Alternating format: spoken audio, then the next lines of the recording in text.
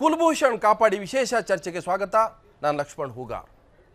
ಪಾಕಿಸ್ತಾನದ military court ಏನಿದೆ ಅದು ಭಾರತದ ನಿವೃತ್ತ ನೌಕಾದಳದ ಅಧಿಕಾರಿಯನ್ನು ಬಂಧಿಸಿ ಮರಣದಂಡನೆ ಶಿಕ್ಷೆ ನೀಡಿದೆ. ಅಂದರೆ ಪಾಕಿಸ್ತಾನದಲ್ಲಿ ಸುಪ್ರೀಂ ಕೋರ್ಟ್ ಇದೆ, ಸಿವಿಲ್ ಕೋರ್ಟ್ ಇದ್ದರೂ ಕೂಡ ಆ ಕೋರ್ಟ್ಗಳಿಗೆ ಯಾವುದೇ ರೀತಿ ಕಿಮ್ಮತ್ತನ್ನು ಕೊಡದೇನೆ ಕೋರ್ಟ್ಗಳನ್ನು ಕೂಡ ಸೈಡ್ಗಿಟ್ಟು ಇವತ್ತು ಮಿಲಿಟರಿ ಕೋರ್ಟು ತನ್ನ ಗಲ್ಲು ಶಿಕ್ಷೆ ನೀಡಿರತಕ್ಕಂಥದ್ದು ಇವತ್ತು ಇಡೀ ಭಾರತಾದ್ಯಂತ ಆಕ್ರೋಶ ವ್ಯಕ್ತ ಆಗಿದೆ. ಅಷ್ಟೇ ಅಲ್ಲ, ಲೋಕಸಭೆ ರಾಜ್ಯಸಭೆ ಇಡೀ ಸರ್ಕಾರ ಒಟ್ಟಾಗಿ ಕುಲಭೂಷಣ್ ಕಾಪಾಡಿ ಅನ್ನುವಂಥ ಘೋಷಣೆ ಮೊಳಗಿದೆ.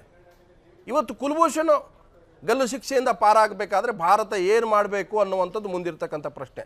ಹಿಂದೆ ಸರ್ಬಜಿತ್ ಸಿಂಗ್ ಅವರನ್ನು ಕೂಡ ಇದೇ ರೀತಿ ಗಲ್ಲಿಗೇರಿಸ್ತು ಪಾಕಿಸ್ತಾನ. ಸೊ ಯಾವ ಭಾರತದ ಮೇಲೆ ದಾಳಿ ನಡೆಸಿದಂಥ ಇವತ್ತು ಅಜ್ಮಲ್ ಕಸಬ್ ಇದ್ದಾನೆ ಪ್ರಮುಖ ಆರೋಪಿ, ಆತನಿಗೆ ಗಲ್ಲು ಶಿಕ್ಷೆ ವಿಧಿಸಬೇಕಾದ್ರೆ ಭಾರತ ತನ್ನೆಲ್ಲ ಕಾನೂನಿನ ಚೌಕಟ್ಟುಗಳೇನಿದ್ದಾವೆ ಫೇರ್ ಆ್ಯಂಡ್ ನ್ಯಾಯಸಮ್ಮತ ಮತ್ತು ಪಾರದರ್ಶಕ ವಿಚಾರಣೆ ನಡೆಸುವ ಮೂಲಕ ಅಂತಿಮವಾಗಿ 4 ವರ್ಷಗಳ ನಂತರ ಗಲ್ಲು ಶಿಕ್ಷೆ ಆಗುತ್ತೆ.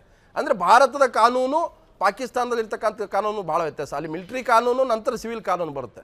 ಸೊ ಹೀಗಾಗಿ ಇವತ್ತು ಭಾರತ ಪಾಕಿಸ್ತಾನದ ಮಧ್ಯೆ ಮತ್ತೊಂದು ರೀತಿಯ ಸಂಘರ್ಷಕ್ಕೆ ಇವತ್ತು ಕುಲಭೂಷಣ್ ಜಾಧವ್ ಕಾರಣ ಆಗುತ್ತಾರಾ ಅನ್ನುವಂಥ ಪ್ರಶ್ನೆ ಕಾಡ್ತಾ ಇದೆ.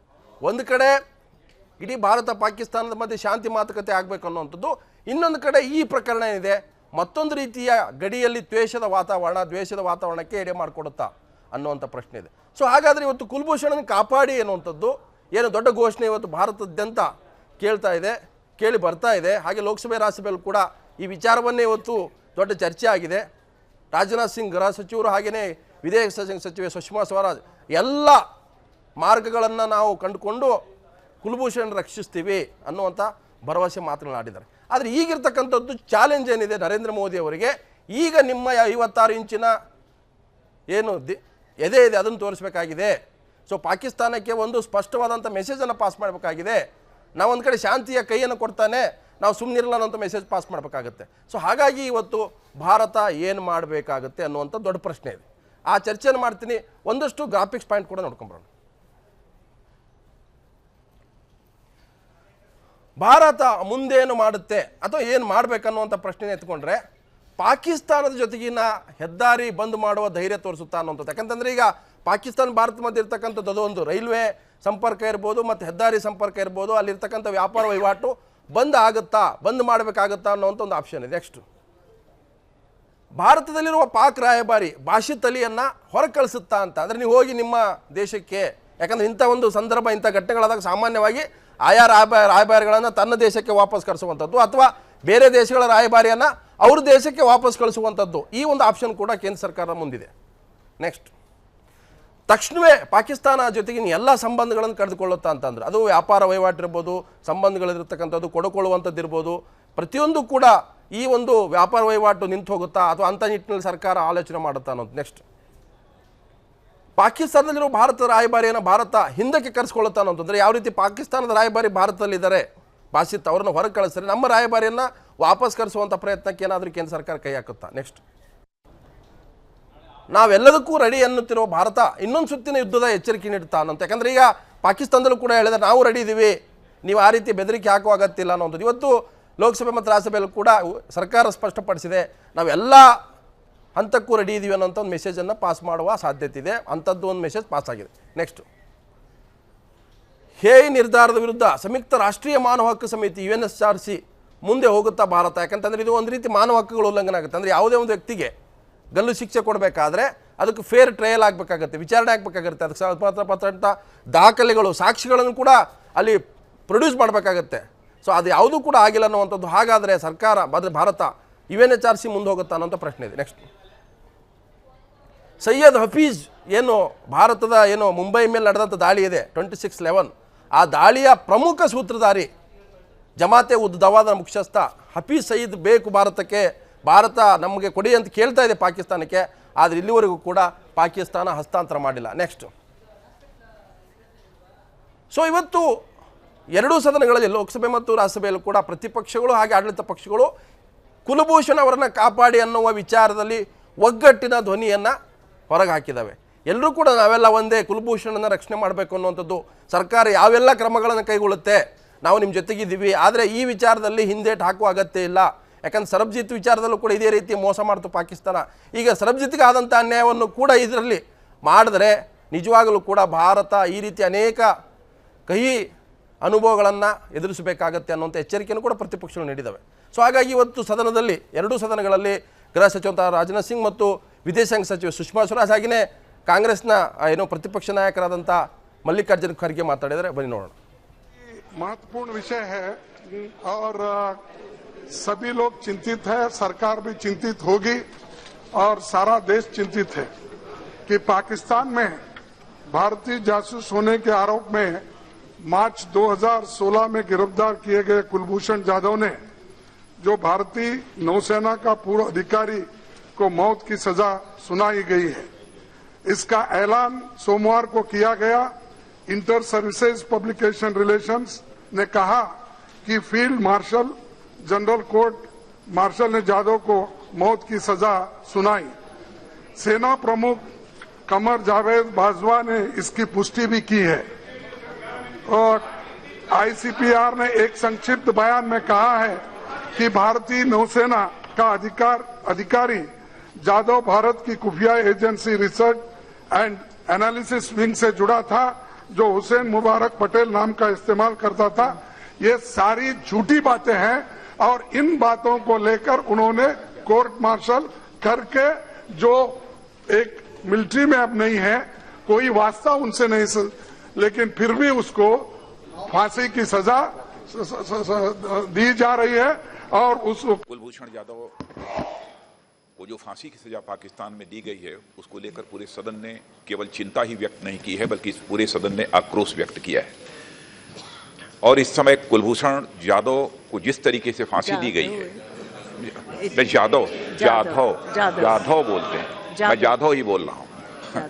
कुलभूषण जाधव को जिस तरीके से फांसी दी गई है तो फांसी का आदेश क्या है, फांसी दिए जाने का आदेश किया गया है। फांसी दिए जाने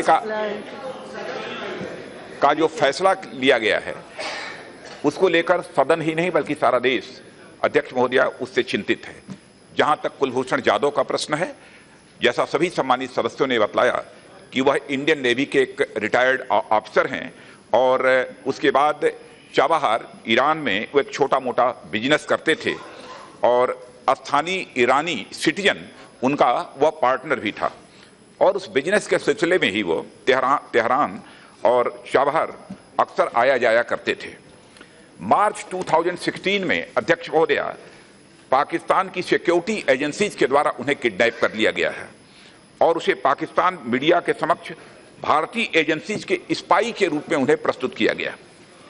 पाकिस्तानी मीडिया को ब्रीफ करते समय पाकिस्तान की अथॉरिटी ने ही अध्यक्ष महोदया कुलभूषण जाधव के संबंध में यह कहा है कि कुलभूषण जाधव के पास एक वैलिड इंडियन पासपोर्ट मिला। अब यह बात समझ में नहीं आती, कुलभूषण जाधव के पास यदि वैलिड इंडियन पासपोर्ट मिला है तो वह स्पाई कैसे हो सकता है, यह बात समझ में नहीं आती है। लेकिन We have no choice but to regard this sentence, if carried out, as an act of premeditated murder.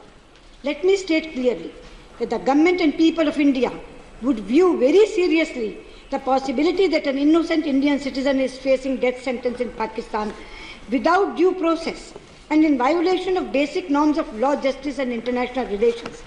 I would caution the Pakistan government to consider the consequences for our bilateral relationship if they proceed on this matter. Mr. Chairman, sir, I would also like to tell the House that I have been in touch with the parents of Shri Jadhav and we are extending our fullest support to them in this difficult situation. A strong sense of solidarity. Yes, ಈ ವಿಷಯದ ಚರ್ಚೆಯನ್ನು ಮಾಡಲಿಕ್ಕೆ ನನ್ನ ಜೊತೆಗಿದ್ದಾರೆ ಬಿಜೆಪಿಯ ವಕ್ತಾರರು ನಾಯಕರಂತ ಶಿವಕುಮಾರ್ ಕಾರ್ಯಕ್ರಮ ಸ್ವಾಗತ. ಹಿರಿಯ ಪತ್ರಕರ್ತರು ವಿಶ್ಲೇಷಕರಂತ ಪ್ರಸನ್ನ ಕುಮಾರ್ ಅವರ ಪ್ರಸನ್ನ ನಿಮಗೂ ಸ್ವಾಗತ. ಹಾಗೆ ನಮ್ಮ ಜೊತೆಗೆ ನಿವೃತ್ತ ಏರ್ ಮಾರ್ಷಲ್ ಚಂಗಪ್ಪ ಅವರು ಇದ್ದಾರೆ. ಚಂಗಪ್ಪ ಅವರು ನಿಮಗೂ ಕೂಡ ಕಾರ್ಯಕ್ರಮ ಸ್ವಾಗತ. ನಮಸ್ಕಾರ. ನನ್ನನ್ನು ಕರೆದಕ್ಕೆ ನಿಮಗೆ ಸಂತೋಷ ಆಯಿತು.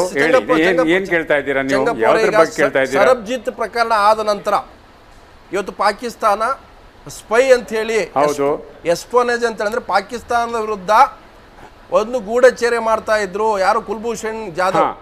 ಸೊ ಇವತ್ತು ಗಲ್ಲು ಶಿಕ್ಷೆ ಕೊಡ್ತಾ ಇದ್ದಾರೆ. ಅಂದ್ರೆ ಇವತ್ತು ಪಾಕಿಸ್ತಾನ ಕುಲ್ಭೂಷಣ್ ಯಾದವ್ ಎಸ್ ಏನ್ ಮೆಸೇಜ್ ಪಾಸ್ ಮಾಡ್ತಾ ಇದೆ ಪಾಕಿಸ್ತಾನ ಅಂತ ಹೇಳಿದ್ರೆ, ಯಾವುದೇ ಸಾಕ್ಷಿಗಳಿಲ್ದೇನೆ, ಯಾವುದೇ ಪುರಾವೆಗಳಿಲ್ದೇನೆ, ಫೇರ್ ಅಂಡ್ ಟ್ರಯಲ್ ಮಾಡ್ದೇನೆ ಹೌದು ಇವತ್ತು ಕುಲ್ಭೂಷಣ್ ಜಾಧವ್ ಹೌದು ಇವತ್ತೊಬ್ಬ ಭಯೋತ್ಪಾದಕ ಅನ್ನುವ ರೀತಿ ಬಿಂಬಿಸಿದೆ ಪಾಕಿಸ್ತಾನದ ಮಿಲಿಟರಿ ಕೋರ್ಟ್. ಏನ್ ಹೇಳ್ತೀರಿ? ಇದರಲ್ಲಿ ಹೊಸದೇನು ನೀವು ಕಾಣ್ತಾ ಇದ್ದೀರಾ? ಪಾಕಿಸ್ತಾನದವರು 1947ರಿಂದ ಮಾಡ್ತಾ ಬಂದದ್ದೇ ಅದೇ ಥರ ನೋಡಿ. 1947ರಲ್ಲಿ ನಾವು ವಿಭಜನೆ ಆದಮೇಲೆ ಅವರು ನಮ್ಮ ಕಾಶ್ಮೀರದಲ್ಲಿ ಹಿಂದ್ಗಡೆಯಿಂದ ಬಂದು ನುಗ್ಗಿದ್ರು. ಏನೋ ನಮ್ಮ ಸೈನ್ಯ ಸಖತ್ತಾಗಿದ್ದರಿಂದ ಅವ್ರನ್ನ ಓಡಿಸಿ ಎಷ್ಟು ಅವ್ರು ಆಕ್ಯುಪೈ ಮಾಡಿದ್ರು ಅಷ್ಟು ಮಾತ್ರ ಅವ್ರಿಗೆ ಸಿಕ್ತು. ಅದಾದ್ಮೇಲೆ 65ರ ವಾರ ಆಯಿತು, ಅದಾದಮೇಲೆ 71ರ ವಾರ ಆಯಿತು. 71 ವಾರಗೆ ನಿಮಗೆ ಗೊತ್ತಿರುವ ಹಾಗೆ 1971 ಬಾಂಗ್ಲಾದೇಶ್ ಲಿಬರೇಷನ್ ವಾರ್ನಲ್ಲಿ ಅವ್ರದ್ದು 93,000 ಪ್ರಿಸ್ನರ್ಸ್ ನಮ್ಮ ಹತ್ತಿರ ಇದ್ದರು.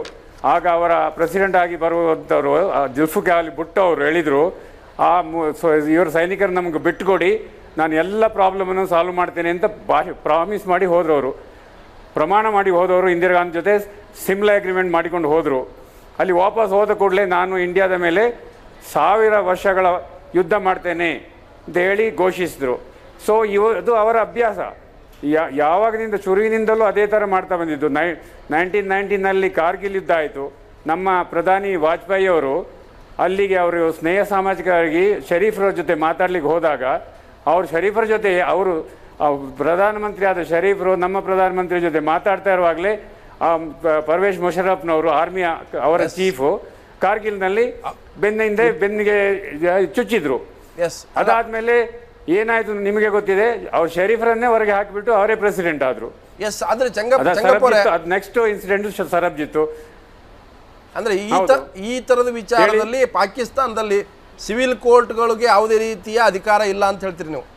ಅಲ್ಲಿ ಮಿಲಿಟರಿ ಕೋರ್ಟ್ಗಳು ನಡೆಯುತ್ತೆ. ಯಾಕಂದ್ರೆ 274 ಕನ್ವಿಕ್ಷನ್ ಮಾಡಿದ ಮಿಲಿಟರಿ ಕೋರ್ಟ್ ಅದರಲ್ಲಿ ವಿಚಾರಣೆ ಮಾಡುತ್ತೆ. ಯಾವ ದಾಖಲೆಗಳಿದಾವೆ, ಯಾವ ಪುರಾವೆಗಳಿದಾವೆ, ಯಾವುದನ್ನು ಹೇಳ್ದೇನೆ ಅದೇ ಒಂದು ಜಡ್ಜ್ಮೆಂಟ್ ಪಾಸ್ ಮಾಡಿಬಿಡುತ್ತೆ. ಹೌದು.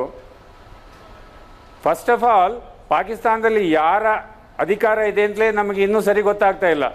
ನವಾಬ್ ಶರೀಫ್ರು ಅಲ್ಲಿಯ ಪ್ರಧಾನಮಂತ್ರಿಗಳು, ಆದರೆ ಮಿಲಿಟರಿ ರೂಲ್ನಲ್ಲಿ ನಡೀತಾ ಇದೆ. ಅವರಿಗೆ ಗೊತ್ತಿರಲಿಲ್ಲ, ಸರ್ಕಾರಕ್ಕೆ ಗೊತ್ತಿರಲಿಲ್ಲ ಅಲ್ಲಿ ಈ ಥರ ಆಗ್ತಾ ಇದೆ ಅಂತ. ಇಡೀ ಮಾರ್ಚ್ನಲ್ಲಿ ಸರ್ಕಾರದವರು ಹೇಳಿದ್ರು ನಮ್ಮ ಹತ್ರ ಏನು ಅವರ ಮೇಲೆ ಪ್ರೂಫ್ ಇಲ್ಲ, ಇನ್ನು ಬೇಕಾದ ಅವ್ರ ಸ್ಟೇಟ್ಮೆಂಟ್ ಏನೋ ಬರ್ತಾ ಇದ್ರೆ ಅಷ್ಟೊಂದು ಪ್ರೂಫ್ ಏನು ಸಿಕ್ಕಿಲ್ಲ. ಮುಖ್ಯಸ್ಥರು ಹೇಳ್ತಾರೆ ಹೌದು ಅವ್ರ ಮೇಲೆ ಯಾವುದೇ ರೀತಿಯ ಸಬ್ಸ್ಟೆನ್ಷಿಯಲ್ ಪ್ರೂಫ್ ಇಲ್ಲ. ಮುಖ್ಯ ಕರೆಕ್ಟ್ ಇಲ್ಲ ಅಂತ ಹೇಳಿದ್ರು.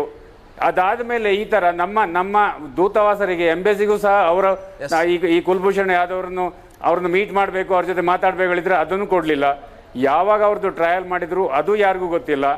ನಾವು ಅವರ ಪ್ರೂವನ್ ಟೆರರಿಸ್ಟ್ ಕಸಬನ್ನು ಎಲ್ಲರ ಎದುರಿಗೆ ಹಿಡಿದು ನಾವು 1.5-2 ವರ್ಷ ಅವನಿಗೆ ಅವನದು ಟ್ರಯಲ್ ಆಯ್ತು ಇಲ್ಲಿ ಇಂಡಿಯಾದಲ್ಲಿ. ನೀವು ಗೊತ್ತಿರುವ ಹಾಗೆ ಸಣ್ಣ ಕೋರ್ಟು, ದೊಡ್ಡ ಕೋರ್ಟು, ಸುಪ್ರೀಂ ಕೋರ್ಟ್ ವರೆಗೆ ಹೋಗಿ 2 ವರ್ಷದ ಮೇಲೆ ಅವನಿಗೆ ಮರಣದಂಡನೆ ಶಿಕ್ಷೆ ವಿಧಿಸಿದ್ರು. ಪೂರ್ತಿ ಅವನಿಗೆ ಎಷ್ಟು justice, principle of natural justice ಅನ್ನೋದನ್ನು ನಾವು ಎಷ್ಟು ಚೆನ್ನಾಗಿ ತೋರಿಸಿದೆವು. ಅವರು ಈ ತರ ಮಾಡುದು ಇದು ಅವರ ಹೀನತನ ಅಂತ ಎಷ್ಟು ಕ್ಲಿಯರ್ ಆಗಿ ಗೊತ್ತಾಗ್ತದೆ. ಇನ್ನೇನು ಬೇರೇನು ಅವರಿಂದ ಅಪೇಕ್ಷೆ ಮಾಡುವ ಹಾಗೆ ನಾನು ಬರ್ತೀನಿ ಪ್ರಸನ್ನ ಅವರೇ. ಹೇಳಿ ನಾನು ಬರ್ತೀನಿ ಚೆಂಗಪ್ಪವ್ರೆ. ಇವತ್ತು ಫ್ರೀ ಆ್ಯಂಡ್ ಫೇರ್ ಟ್ರಯಲ್ ಅಂತ ಹೇಳ್ತಾರೆ. ಸೊ ಮಿಲಿಟರಿ ಕೋರ್ಟ್ ಅಂದ ತಕ್ಷಣ ಫ್ರೀ ಆ್ಯಂಡ್ ಫೇರ್ ಬರೋದಿಲ್ಲ, ಪ್ರಶ್ನೆ ಬರಲ್ಲ. ಈಗ ನೀವು 60 ದಿವಸ ಟೈಮ್ ಇದೆ ಅವ್ರ ಅಪೀಲ್ ಹೋಗೋಕ್ಕೆ ಅಂತೇಳಿ. ಈಗ ಕುಲ್ಭೂಷಣ್ ಪರ ವಕೀಲರು ಯಾರು?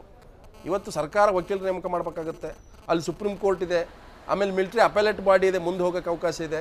ಸೊ ಇದೆಲ್ಲವೂ ಆಗಬೇಕಾದ್ರೆ ಪ್ರೊಸೀಜರ್ ಮಾಡಬೇಕಾಗಿರೋದು ಆತ ಮಾಡ್ಕೊಳಕ್ಕಾಗಲ್ಲ. ಯಾಕಂದ್ರೆ ಭಾರತ ಸರ್ಕಾರ ಅವನಿಗೆ ನೆರವಿಗೆ ಹೋಗಬೇಕಾಗಿರೋದು. ಇವತ್ತು ನಾವು ಪ್ರಶ್ನೆ ಇರ್ತಕ್ಕಂಥ ಕುಲ್ಭೂಷಣ್ ಫಸ್ಟ್ ಕಾಪಾಡಬೇಕಾಗಿರೋದು ಒಂದು. ಮತ್ತು ಒಂದು ವೇಳೆ ಅವ್ರು ಗಲ್ಲಿ ಶಿಕ್ಷೆ ಏರಿಸ್ತಾರೆ ಅಂತಂದರೆ ಅಂದರೆ ಈಗ ಏಜೆಂಟ್ರು ಇದ್ದಾರೆ ಅನ್ನೋವಂಥದ್ದು ಒಂದು ಮೆಸೇಜ್ ಹೋಗುತ್ತೆ ಇಂಟರ್ನ್ಯಾಷನಲ್ ಇದರಲ್ಲಿ. ಇವತ್ತು ಇಂಟರ್ನ್ಯಾಷನಲ್ಲು ಕಮಿಷನ್ ಆಫ್ ಜಡ್ಜಸ್ ಕೂಡ ಇದೆ, 60 ಜಡ್ಜ್ಗಳಿದ್ದಾರೆ. ಪಾಕಿಸ್ತಾನದ ಪ್ರತಿಯೊಂದು ಆ್ಯಕ್ಟಿವಿಟೀಸನ್ನು ಕೂಡ ಅವರು ಸೂಕ್ಷ್ಮವಾಗಿ ನೋಡ್ತಾ ಇದ್ದಾರೆ. 2016ರಲ್ಲಿ ಹೇಳಿದ್ದಾರೆ ನೀವು ಎಲ್ಲಿ ಟ್ರಯಲ್ ಮಾಡ್ತೀರಿ, ಯಾವ ಸಾಕ್ಷಿಗಳಿದ್ದಾವೆ, ನಮಗೆ ಪ್ರತಿಯೊಂದು ಅಪ್ಡೇಟ್ ಮಾಡ್ಬೇಕಂತಿದೆ ಇಂಟರ್ನ್ಯಾಷನಲ್ ಕಮಿಷನ್ ಆಫ್ ಜಡ್ಜಸ್ದು. ನಾನು ಓದ್ಕೊಂಡೆ. ಇವೆಲ್ಲವೂ ಕೂಡ ಇವತ್ತು ನಮ್ಮ ಸರ್ಕಾರಕ್ಕೆ ಗೊತ್ತಾಗಲಿಲ್ಲ, ಅಲ್ಲಿ ಸರ್ಕಾರಕ್ಕೆ ಗೊತ್ತಿಲ್ಲ, ಅಲ್ಲಿ ಕೋರ್ಟ್ಗಳಿಗೆ ಗೊತ್ತಿಲ್ಲ.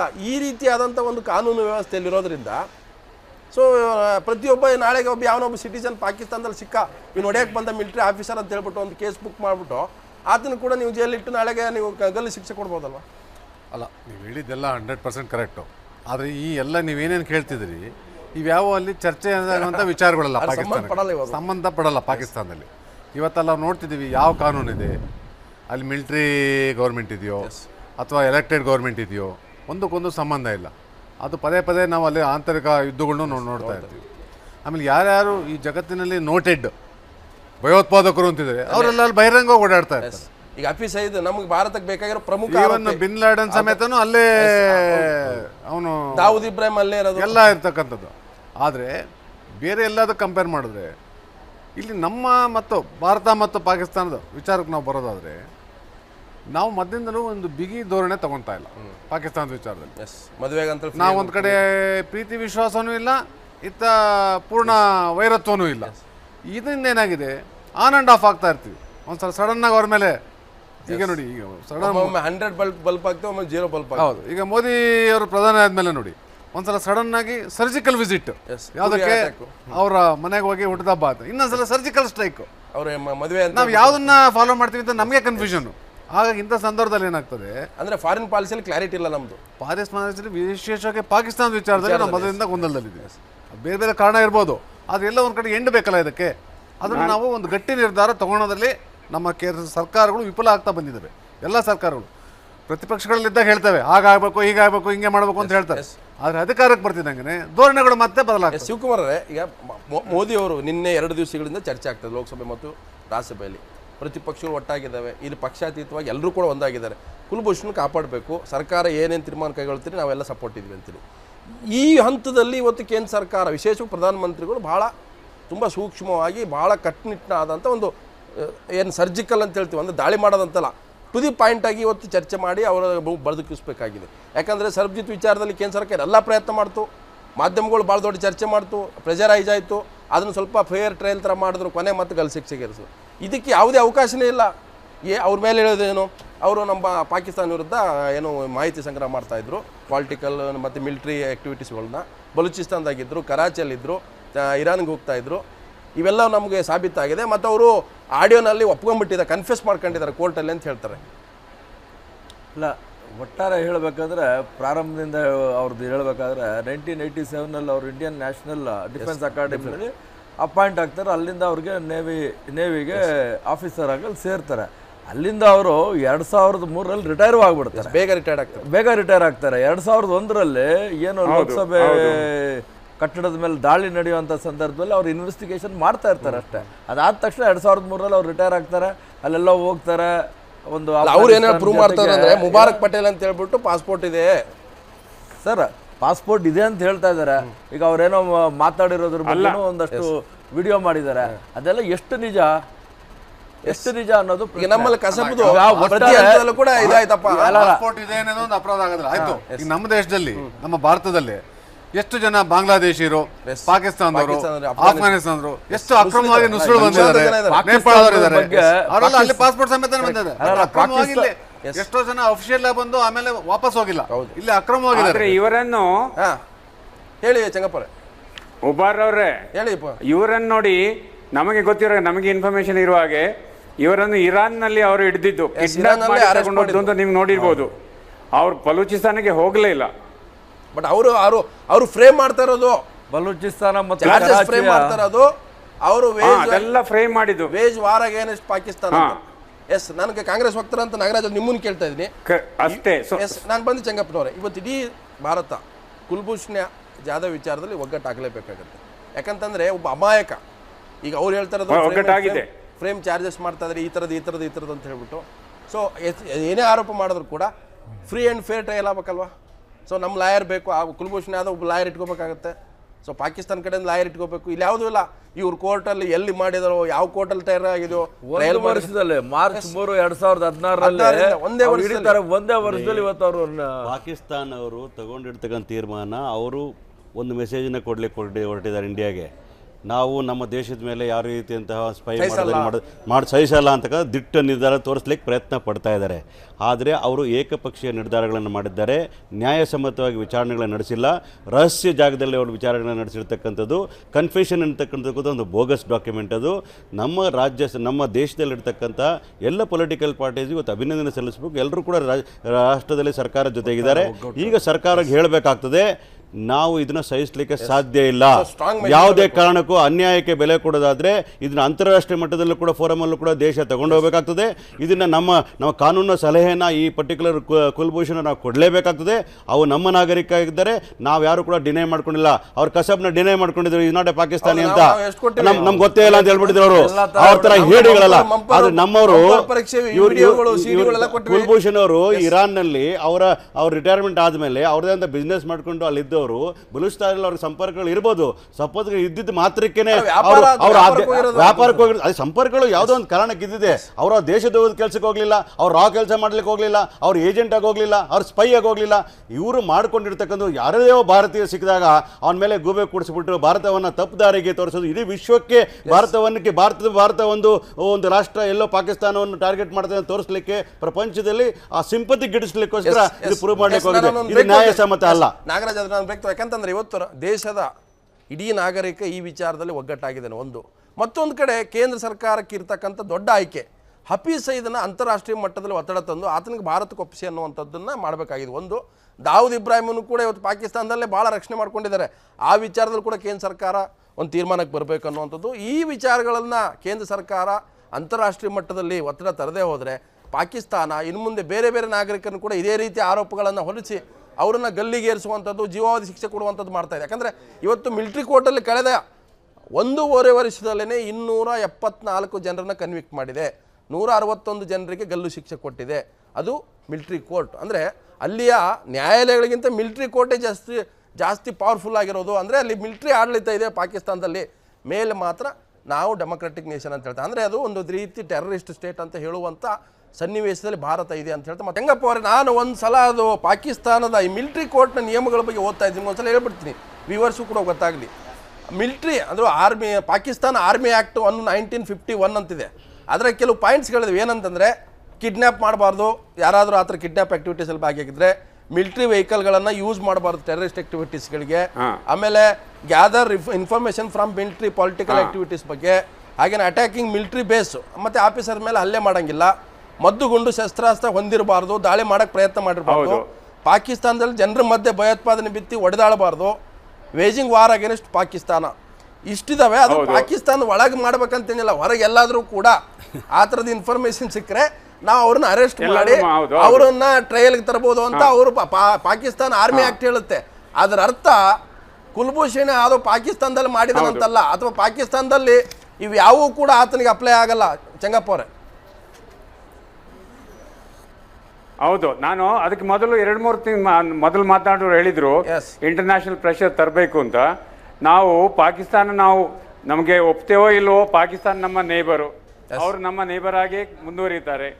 ಹಾಗಾಗಿ ಇದು ಡಿಪ್ಲೊಮ್ಯಾಟಿಕ್ ಪ್ರೆಷರು ತರಬೇಕು, ಇಂಟರ್ನ್ಯಾಷನಲ್ ಪ್ರೆಷರ್ ತರಬೇಕು. ಅದಕ್ಕಿಂತ ಮುಖ್ಯವಾದ್ದು ನಾವು ಹೇಳಿದಾಗೆ ನಮ್ಮ ಹಿಂದೂ ದೇಶದಲ್ಲಿರೋರೆಲ್ಲರೂ, ಇಂಡಿಯಾದಲ್ಲಿರೋರೆಲ್ಲೋ ಒಗ್ಗಟ್ಟಾಗಿ ಅವ್ರು ಮಾಡಿದ್ದಕ್ಕೆ ಅದು ಏನು ಅದಕ್ಕೆ ಉತ್ತರ ಕೊಡಬೇಕು, ಸಮರ್ಥವಾದ ಉತ್ತರವನ್ನು ಕೊಡಲಿಕ್ಕೆ ಪ್ರಯತ್ನ ಮಾಡಬೇಕು. ಈಗ ಎಕ್ಸ್ಪೀರಿಯನ್ಸ್ ರಿಟೈರ್ಡ್ ಆಫೀಸರ್, ನಿಮ್ಮ ಪ್ರಕಾರ ಏನು ಮಾಡ್ಬೋದು ಅಂತ ಯಾವ ಸಾಧ್ಯತೆಗಳಿದೆ? ಈ ಗಡಿಗಳು ಬಂದ್ ಮಾಡ್ಬೇಕಾ, ಅಥವಾ ವ್ಯಾಪಾರ ವಹಿವಾಟು ಬಂದ್ ಮಾಡ್ಬೇಕಾ, ಅಥವಾ ನಮ್ಮ ರಾಯಭಾರಿನ ಕರ್ಸ್ಕೋಬೇಕಾ, ಅಥವಾ ಇಲ್ಲಿರೋ ಪಾಕಿಸ್ತಾನ ರಾಯಭಾರಿನ ಕಳಿಸ್ಬೇಕಾ? ಇಲ್ಲ, ನಮ್ಮ ರಾಯಭಾರಿಯನ್ನು ಕಳಿಸಿ, ಈಗ ಅವರ ರಾಯಭಾರಿಯನ್ನು ನಾವು ಕರೆದು ಹೇಳಿದೀವಿ, ನೀವು ಮಾಡಿದ್ದು ಖಂಡಿತ ತಪ್ಪು, ಇದು ಪ್ರೀಮಿಡಿಟೇಟೆಡ್ ಮರ್ಡರ್ ಅಂತ ನಮ್ಮ ಫಾರಿನ್ ಸೆಕ್ರೆಟರಿ ಅವರಿಗೆ ಹೇಳಿದ್ದಾರೆ. ಅದು ಪ್ರೆಷರ್ ಆಗ್ತಾ ಇದ್ದಾರೆ.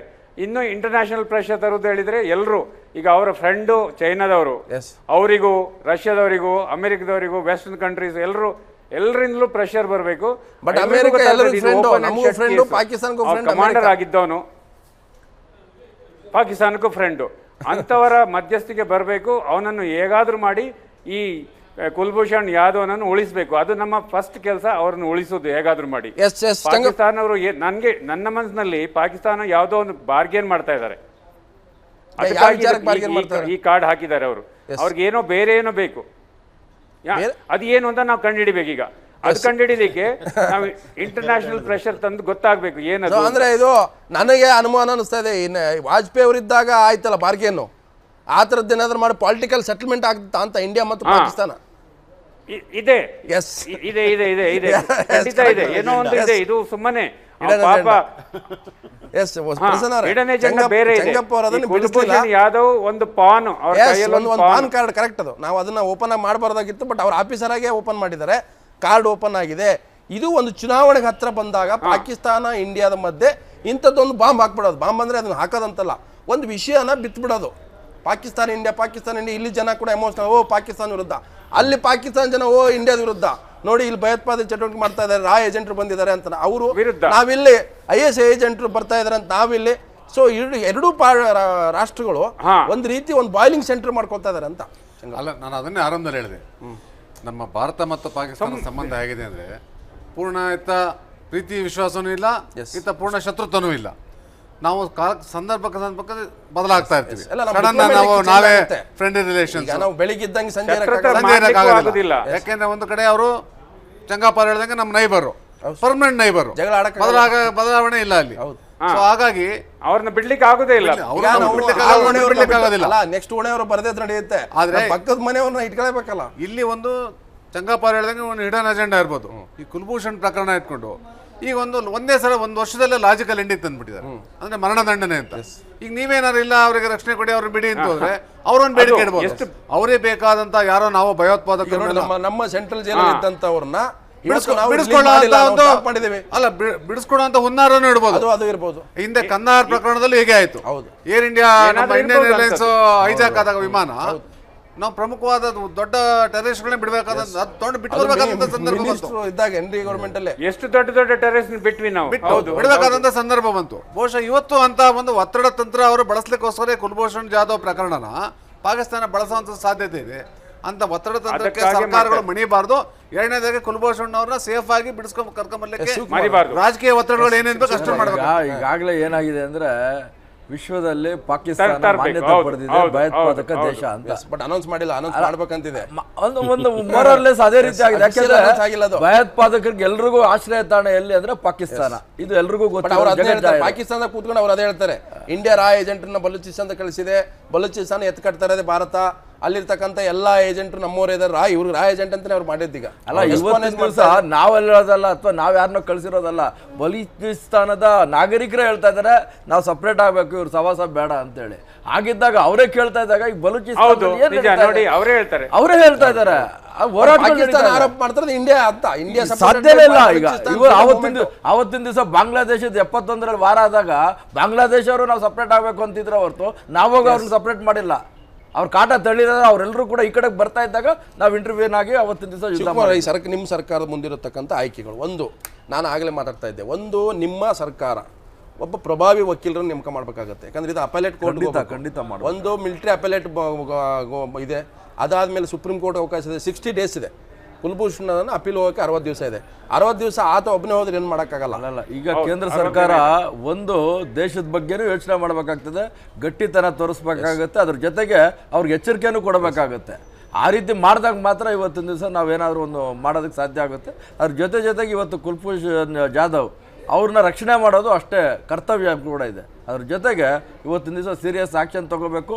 ಎಲ್ಲ ರೀತಿಯ ಯಾವ ರೀತಿ ಒತ್ತಡ ತರಬೇಕು, ಎಲ್ಲವೂ ಒತ್ತಡ ತಂದು ಅದನ್ನು ಬಿಡುಗಡೆ ಮಾಡೋ ಪ್ರಯತ್ನ ಮಾಡಬೇಕು. ನಾಗರಾಜ್ ಅವರೇ, ಒಂದು ಈ NDA ಸರ್ಕಾರ ಮೋದಿ ಬಂದ ಮೇಲೆ ನಾವು 56 ಇಂಚು ನಾವು ಮೋದಿ ಇವನು ನಮ್ಮ ಮನಮೋಹನ್ ಸಿಂಗ್ ಥರ ಅಲ್ಲ, ಒಂದು ತಲೆ ಕಟ್ಟು ಮಾಡ್ಕೊಂಡು ಹೋದ್ರೆ ಸುಮ್ಮನೆ ಇರೋದನ್ನ ಒಂದು ಕೈ ತರ್ತೀವಿ ಅಂತ ಹೇಳಿದ್ರು.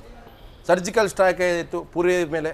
ಇವತ್ತು ಅನೇಕ ಗಡಿಯಲ್ಲಿ ನಡೀತಾ ಇದೆ. ಇವತ್ತು ಕೂಡ ಕದನವೀರ ಸೀಸ್ ಫೈರ್ ನಡೀತಾ ಇದೆ, ಪ್ರತಿಯೊಂದು ಕಡೆ ಇನ್ನೂ ದಾಳಿ ನಡೀತಾ ಇದೆ. ಉಧಂಪುರ್ ಮೇಲೆ ಅಟ್ಯಾಕ್ ಆಗಿದೆ. ಇದ್ರ ಬಗ್ಗೆ ಅರ್ಥ ಆಗ್ತಾ ಇಲ್ಲ. ಎಲ್ಲ ಹೇಳಿ ಏನಾಗಬೇಕು ಅನ್ನೋದನ್ನ ಕೇಳಿ 56 ಇಂಚು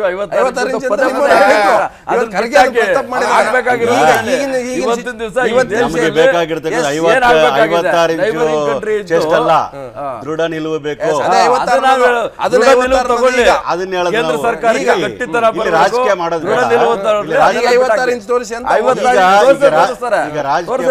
ನೋಡಿ. ಪಾಕಿಸ್ತಾನದವರು ಈಗ ಒಬ್ರು ರಿಟೈರ್ ಅಧಿಕಾರಿ ಹೇಳಿದ್ರು, ಪಾಕಿಸ್ತಾನವರು ಅವ್ರು ನಮ್ಮ ನೇಬರ್ ಇರ್ತಾರೆ, ನಾವು ಬದಲಾವಣೆ ಮಾಡ್ಕೊಳಕ್ ಬರಲ್ಲ. ಆದರೆ ಒಂದು ದೇಶ, ನಮ್ಮ ದೇಶ ಅರ್ಥ ಮಾಡ್ಕೋಬೇಕು, ಅವರು ನಂಬಿಕೆಗೆ ಅರ್ಹ ಇಲ್ದಂಥ ದೇಶ.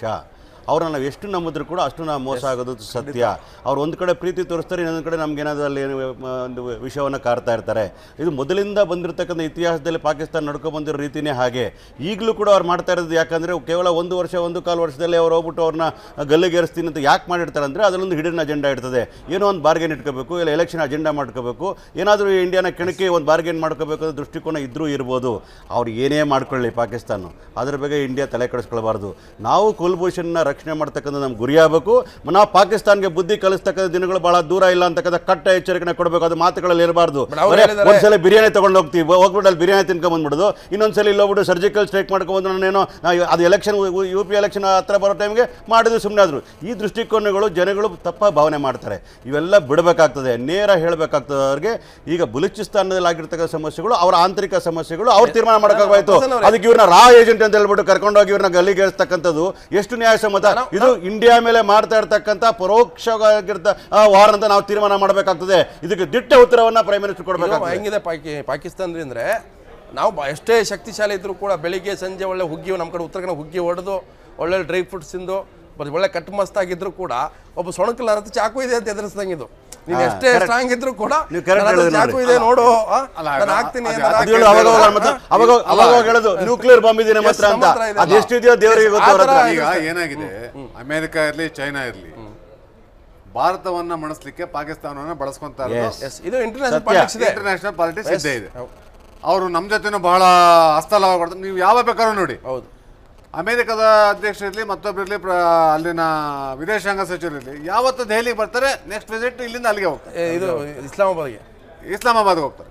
ಇಲ್ಲೂ ಕೈ ಕುಲುಕ್ತಾರೆ, ಅಲ್ಲೂ ಕೈ ಕುಲುಕ್ತಾರೆ. ಅಂದ್ರೆ ಅವರೇ ಮಾಡ್ಬೇಕು. ಆದ್ರೆ ಹೆತ್ಕಟ್ಟು ಅಂತಾರೆ ಯಾರು, ಕಿವಿ ಹಿಂಡು ಅಂತಾರೆ ಯಾರು?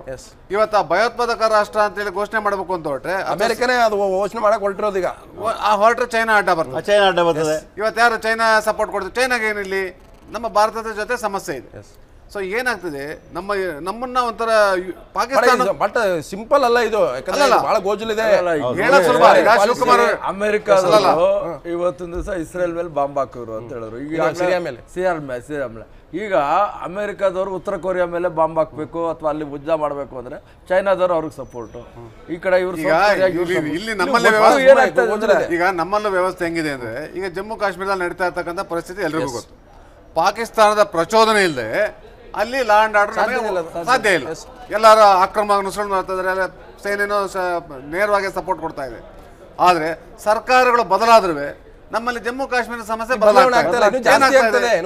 ಕಂಟ್ರೋಲ್ ಇಲ್ಲ. ಇವತ್ತೇನಾದ್ರು ನೀವು ಟೀಕೆ ಮಾಡೋದೇನಾಗುತ್ತೆ, ಪಾಪ ಶಿವಕುಮಾರ್ ಅವರೇ ಬೇಜಾರಾಗ್ತದೆ. ನೀವು ಹಂಗೆಲ್ಲ ಮಾತಾಡಬಾರ್ದು. ಒಟ್ಟಿಗೆ ಇವತ್ತಿನ ದಿವಸ POK ಇದೆ. POK ಹೇಗಾದ್ರೂ ಮಾಡಿ ನಾವು ಅದನ್ನ ವಾಪಸ್ ತಗೋಬೇಕು. ವಾಪಸ್ ತಗೊಳೋದಾಯ್ತು.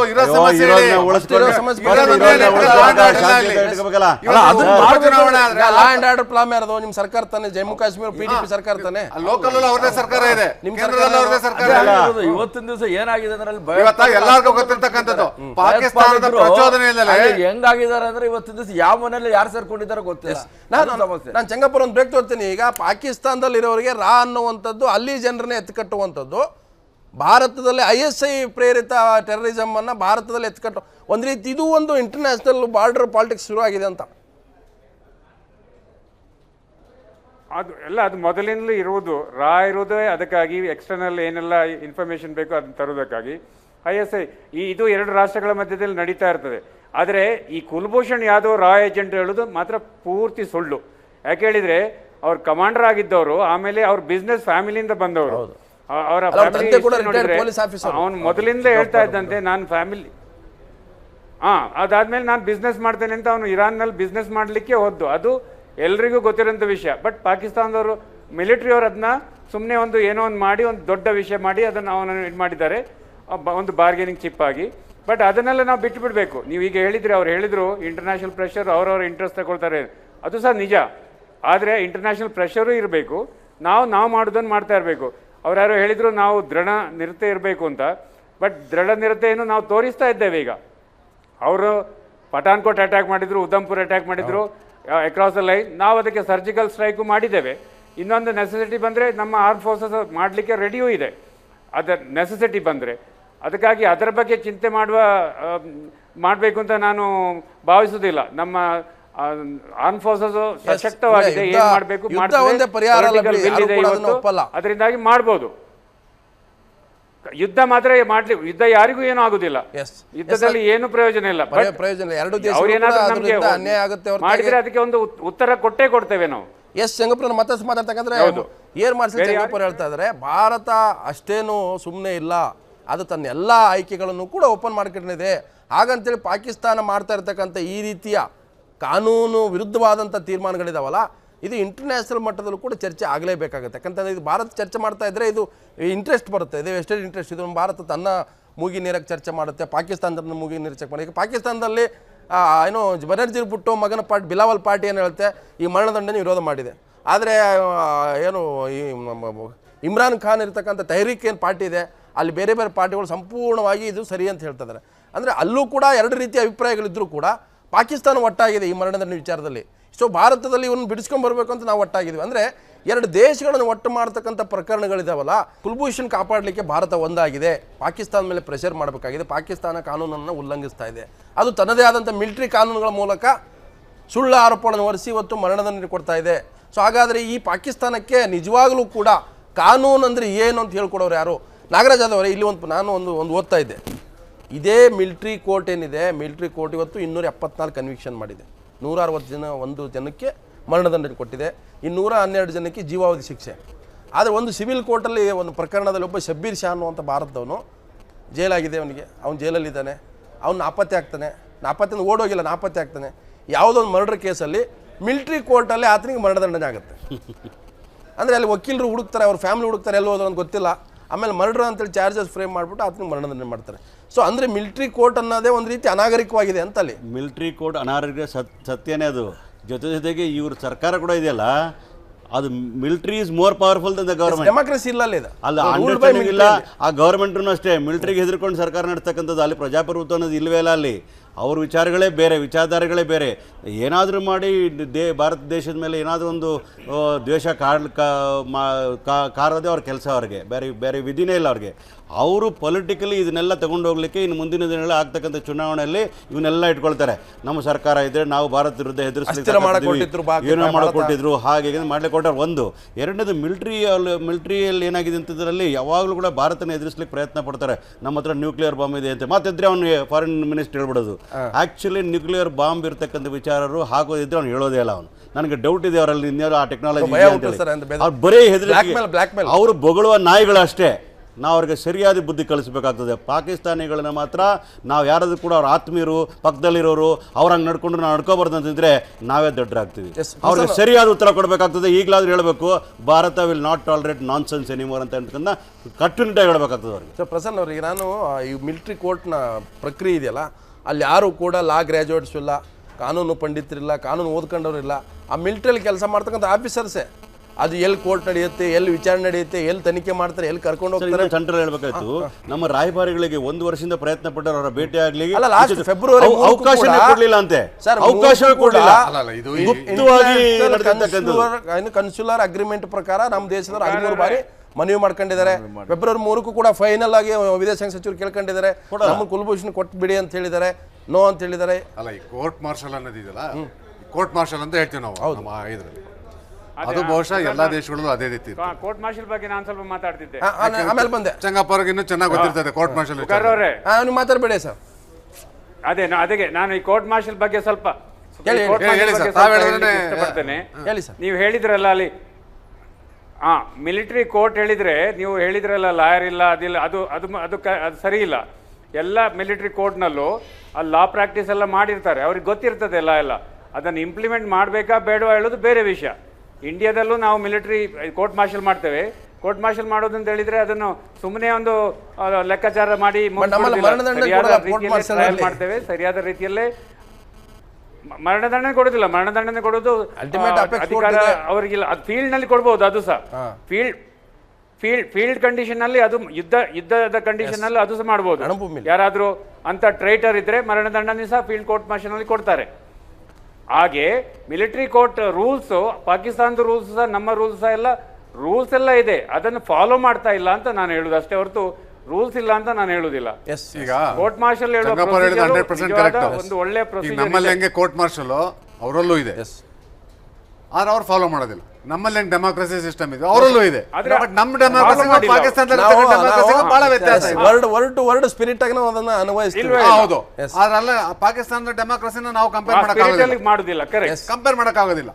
ಹಾಗಾಗಿ ಆಗೋದೇ ಇಲ್ಲ. ಇಲ್ಲಿ ನಮ್ಮ ಕೋರ್ಟ್ ಮಾರ್ಷಲ್ಗಳು ಇನ್ನೊಂದು ಕಾನೂನು ಹೇಳಿದ್ರೆ ಅಲ್ಲೂ ಇದೆ ಕಾನೂನುಗಳು, ಆದ್ರೆ ಅವ್ರು ಯಾವ ರೀತಿ ಮಾಡ್ತಾರೆ ಅಂತ ಎಲ್ರಿಗೂ ಗೊತ್ತಿರ್ತಕ್ಕಂಥದ್ದು. ಅಲ್ಲಿ ಡೆಮಾಕ್ರಸಿ ಹೇಗೆ ನಡೀತಾ ಇದೆ ಸರ್ಕಾರಗಳು, ಅಲ್ಲಿ ಸರ್ಕಾರಗಳು ಯಾವತ್ತೂ ಮಿಲಿಟರಿಯ ಒತ್ತಡಕ್ಕೆ ಅವರ ಭಯದಲ್ಲೇ ಸರ್ಕಾರ ನಡೆಸ್ತಾರೆ. ಅಂದ್ರೆ any time free and fair ಇಲ್ಲ. ಯಾವಾಗ ಬೇಕಾದ ಕ್ಷಿಪ್ರ ಕ್ರಾಂತಿಗಳಾಗಬಹುದು, ದಾಳಿಗಳಾಗಬಹುದು, ಅಧ್ಯಕ್ಷನ ಬದಲಾವಣೆ ಮಾಡಬಹುದು. ಇವೆಲ್ಲ ನಾವು ನೋಡ್ತಾ ಬಂದಿದ್ದೀವಿ. ಎಷ್ಟೋ ಜನ ಸೇನಾ ಮುಖ್ಯಸ್ಥರೇ ಅಲ್ಲಿ ಪ್ರಧಾನಿಗಳಾಗಿ ಅವರೇ ಚುನಾವಣೆ ಮಾಡಿ ಬಹಳಷ್ಟು 10 ವರ್ಷಗಳ ಕಾಲ ಆಡಳಿತ ನಡೆಸಿದ್ದನ್ನು ನೋಡಿದ್ದೀವಿ.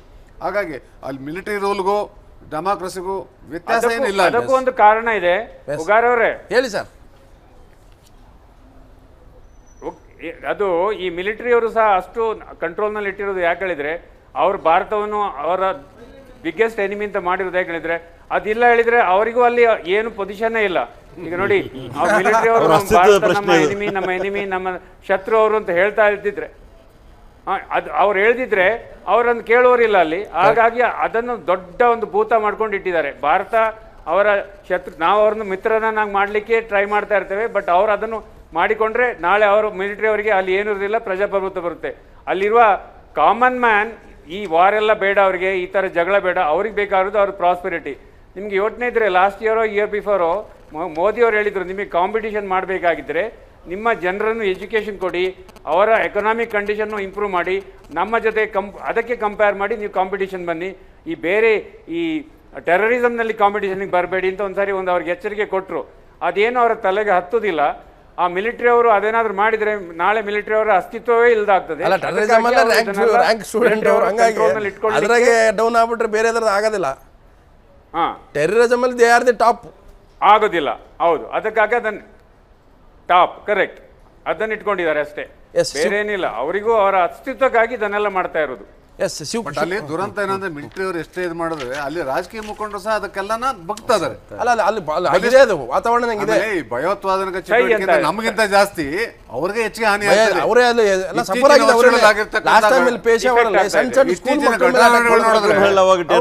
ಅಲ್ಲಿರ್ತಕ್ಕಂಥ ಲೋಕಲ್ ಇನ್ಸಿಡೆಂಟ್ಸ್ ನೋಡಿದ್ರೆ ನಮ್ಗೆ ಹೊಟ್ಟೆ ಹೊರಿತದೆ. ಅತಿ ಹೆಚ್ಚು ಸತ್ತಿರೋದು ಪಾಕಿಸ್ತಾನದಲ್ಲಿ. ಶಿವಕುಮಾರ್ ಅವರೇ, ಈಗ ನಾನು ಒಂದ್ಸಲ ಮಿಲಿಟ್ರಿ ಇದ್ರ ಕೋರ್ಟ್ ಮಾರ್ಷಲ್ ಪ್ರಕಾರ ಒಂದಷ್ಟು ಪಾಯಿಂಟ್ಸ್ಗಳಿದೆ. ಇದು ಮಾಡಿದ್ರೆ ಇವರನ್ನು ನಾವು ಅವ್ರನ್ನ ಅರೆಸ್ಟ್ ಮಾಡ್ತೀವಿ, ಅವ್ರ ಮೇಲೆ ಫ್ರೇಮ್ ಚಾರ್ಜಸ್ ಮಾಡ್ತೀವಿ, ಅವ್ರ ಕನ್ವಿಕ್ಷನ್ ಮಾಡ್ತೀವಿ, ಅವ್ರ ಜೀವಾವಧಿನೋ ಮರಣದಂಡನೆ ಅಂತೇಳಿ.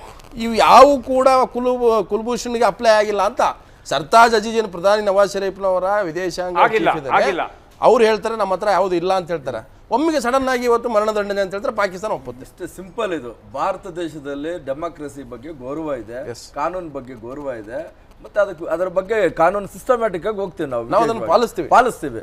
ಆದ್ರೆ ಅಲ್ಲೇನಾಗಿದೆ, ಪಾಕಿಸ್ತಾನದಲ್ಲಿ ಡೆಮಾಕ್ರಸಿ ಇದ್ರೂ ಕೂಡ ಅದು ಇಲ್ದಂಗೆ ಇವತ್ತಿನ ದಿವಸ ಅದಕ್ಕೆ ಕಾರಣ ಏನಂದ್ರೆ ನಮ್ಮ ಭಯೋತ್ಪಾದನೆ. ಇವತ್ತು ಅವ್ರಿಗೆ ಆಶ್ರಯ ಕೊಟ್ಟು ಅವ್ರು ಎಲ್ಲ ರೀತಿಯ ಭಯೋತ್ಪಾದನೆ ಇವತ್ತು ಅಲ್ಲಿ ನಡೀತಾ ಇದೆ. ಇವತ್ತು ಕೂಡ ಅವ್ರು ಯಾರನ್ನೂ ಕೂಡ ಭಾರತ ದೇಶದವ್ರು ಅನೇಕರನ್ನು ಕಳಿಸಿ ಅಂತ ಹೇಳಿದ್ರು. ಇವತ್ತು ಈಗ ನೀವು ಹಫೀಜ್ ಇದನ್ನ ಒಂದು ಕೇಳಿದ್ರೆ ಬಿಟ್ರಿ, ಆಮೇಲೆ ದಾವೂದ್ ಇಬ್ರಾಹಿಂ ಕೇಳ್ತೀವಿ ಅಂದ್ರೆ ಅದು ಬಿಟ್ರಿ. ಈಗ ಕೇಳ್ಬೇಕಲ್ವಾ ಭಾರತ ಸರ್ಕಾರ? ನಿಮ್ಮ ಸರ್ಕಾರ ಅಂತಲ್ಲ, ಭಾರತ ಸರ್ಕಾರ ಕೇಳುತ್ತೆ.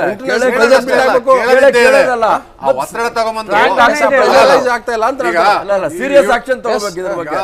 ಮೋದಿ ಅವ್ರ ಸರ್ಕಾರ ಬರೋದಕ್ಕೆ ಮುಂಚೆ ಬಹಳ ಸ್ಪಷ್ಟವಾಗಿ ಹೇಳಿದ್ರು, ನಾವು ದಾವೂದ್ ಇಬ್ರಾಹಿಂ ಕೊಡ್ಬೇಕು, ಅದಂತ ವಾಪಸ್ ತಂದೆ ತರ್ತೀವಿ, ಚುನಾವಣೆಯಲ್ಲಿ ಬಹಳ ದೊಡ್ಡ ಪ್ರಮಾಣದಲ್ಲಿ ಆಗ್ಲಿಲ್ಲ. ಸೈಯದ್ ಹಫೀಜ್ ವಿಚಾರ ಏನಾಯ್ತು, ಅದು ಏನು ಬಗೆಹರಿಲಿಲ್ಲ. ಆದ್ರೆ ನಮ್ಮಲ್ಲಿ ಏನಾಗ್ತದೆ, ನಮ್ಮ ರಾಜಕೀಯದಲ್ಲಿ ಏನಾಗ್ತದೆ, ಸರ್ಕಾರಕ್ಕೆ ಬರೋವರೆಗೂ ಒಂದು ನೀತಿ, ಸರ್ಕಾರಕ್ಕೆ ಬಂದ್ಮೇಲೆ ಏನಾಗ್ತದೆ ಸಡನ್ ಧೋರಣೆ ಬದಲಾಗ್ತದೆ. ಸ್ಪ್ರಿಂಗ್ ಚೇರ್ ಇದು ಸ್ಪ್ರಿಂಗು, ಅದು ನಮ್ಮಲ್ಲಿ ಆ ಬಿಗಿ ಧೋರಣೆ ಈ ವಿಚಾರದಲ್ಲಿ ಇದು ಪೂರ್ವ ನಿಯೋಜಿತ ಕೊಲೆ ಅಂತ ಹೇಳಬೇಕಾಗ್ತದೆ. ಯಾಕೆ ಮಾಡ್ತಾ ಇದಾರೆ ಅಂದ್ರೆ ಅದಕ್ಕೆ ಪೊಲಿಟಿಕಲ್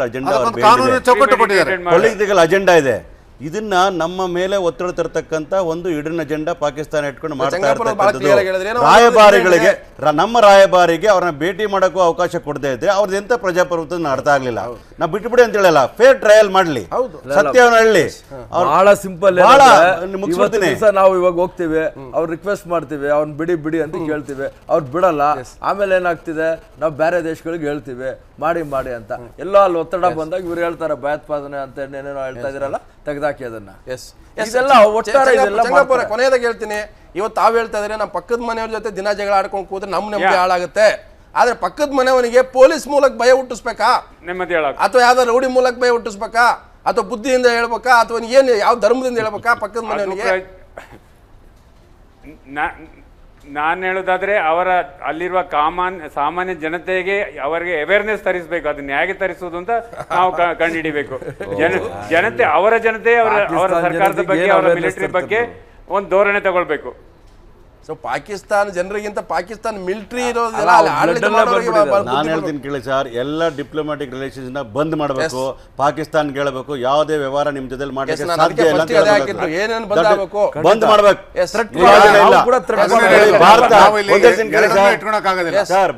ಮುಳ್ಳನ್ನ ಮುಳ್ಳಿಂದ ತೆಗಿಬೇಕು. ನಾವು ಅವ್ರ ಬಗ್ಗೆ ಕನಿಕರ ತೋರಿಸೋ ಪ್ರಶ್ನೆ. ನಾನು ಆರಂಭದಲ್ಲೇ ಪ್ರಸನ್ನ ಹಾಕೊಂಡೆ ಏನೇನು ಬ್ಯಾನ್ ಮಾಡಬೇಕು ಅಂತ. ಯುದ್ಧ ಮಾಡಬೇಕು ಅಂತಲ್ಲ, ಇದು ಯುದ್ಧ ಅಲ್ಲ, ರಾಜತಾಂತ್ರಿಕ ಸಂಬಂಧಗಳನ್ನ ಕಟ್ಕೋಬೇಕು, ವ್ಯಾಪಾರ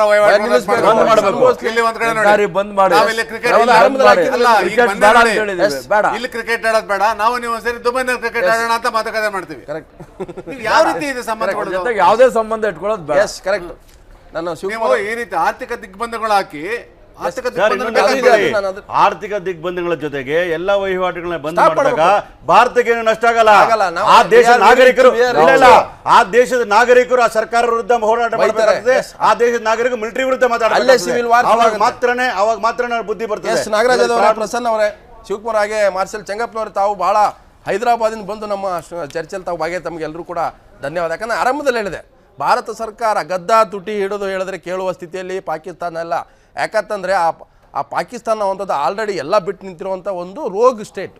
ಸೊ ಹಾಗಾಗಿ ಆ ಒಂದು ದೇಶಕ್ಕೆ ಇವತ್ತು ಆರ್ಥಿಕ ದಿಗ್ಬಂಧನ, ಗಡಿ ದಿಗ್ಬಂಧನ, ರಾಯಭಾರಿ ವಾಪಸ್ ಕಳಿಸೋದು, ಇಲ್ಲಿ ರಾಯಭಾರಿ ಅವ್ರ ಮನೆ ಕಳಿಸೋದು, ಇವೆಲ್ಲವೂ ಕೂಡ ಆಗದೆ ಹೋದರೆ ಪಾಕಿಸ್ತಾನ ಇದೇ ರೀತಿ ಕಾಲು ಕೆದರ್ತಾ ಭಾರತದ ವಿರುದ್ಧ ವಿಷಕಾರ್ಥ ಮತ್ತು ನಮ್ಮ ಭಾರತವನ್ನೇ ಅತಂತ್ರ ಮಾಡ್ತಕ್ಕಂಥ ಸ್ಥಿತಿಯಲ್ಲಿ ಹೋಗುತ್ತೆ. ಆ ಕಾರಣಕ್ಕಾಗಿ ಭಾರತ ಈ ಎಲ್ಲ ಮಾರ್ಗಗಳನ್ನು ಮಾಡ್ಕೊಳ್ಬೇಕು ಹೊರತಾಗಿ ಯುದ್ಧ ಒಂದೇ ಪರಿಹಾರ ಅಲ್ಲ ಅಂತ ಹೇಳ್ತಾ ಇವತ್ತಿನ ವಿಶೇಷ ಚರ್ಚೆಯನ್ನು ಮುಗಿಸ್ತಾ ಇದ್ದೀನಿ. ಸುದ್ದಿ ಟಿವಿ ಸುಳ್ಳು.